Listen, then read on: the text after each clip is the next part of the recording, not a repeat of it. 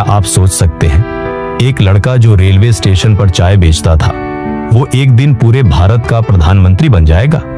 ये कहानी केवल संघर्ष की नहीं है, ये कहानी है हिम्मत, तपस्या और सपनों के साकार होने की। ये कहानी है नरेंद्र मोदी की। 17 सितंबर 1985 को गुजरात के वडनगर नामक छोटे से गांव में एक गरीब परिवार में नरेंद्र मोदी का जन्म हुआ।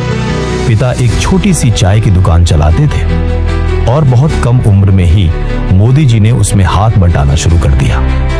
रेलवे प्लेटफॉर्म पर लोगों को चाय परोसते समय उनका मन देश की सेवा करने का सपना देखता था। जेब खाली थी, लेकिन सपने आसमान जितने ऊंचे थे। बचपन से ही कुछ अलग सोचने वाले मोदी जी विवाह के बंधन से भी दूर हो गए। उन्होंने घर छोड़ दिया और एक यात्रा शुरू की, स्वयं को खोजने की यात्रा।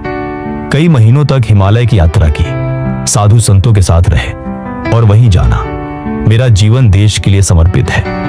मोदी जी राष्ट्रीय स्वयंसेवक संघ RSS से जुड़े और अनुशासन व निस्वार्थ सेवा का वास्तविक अर्थ जाना।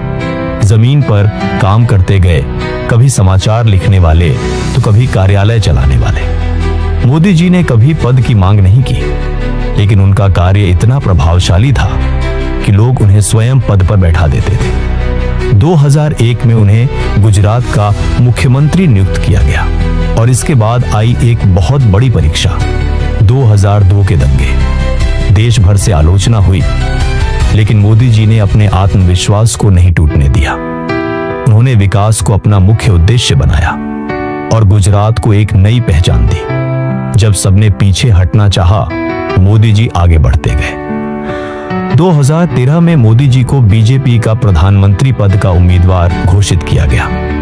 देश की जनता ने एक चाय बेचने वाले को प्रधानमंत्री बनाने का निर्णय लिया और 2014 में नरेंद्र मोदी बने भारत के प्रधानमंत्री। उन्होंने सबका साथ सबका विकास का नारा दिया और भारत को वैश्विक मंच पर एक नई पहचान दिलाई। मोदी जी की कहानी हमें यह सिखाती है कि जीवन में न पैसा चाहिए, न ताकत, न बड़े रिश्ते, तो जरूरत है केवल सपनों की, तपस्या की और आत्मविश्वास की। जो प्लेटफॉर्म पर चाय बेच सकता है, वही संसद में देश भी संभाल सकता है।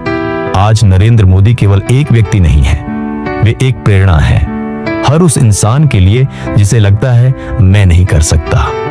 मोदी की कहानी कहती है तू भी कर सकता है।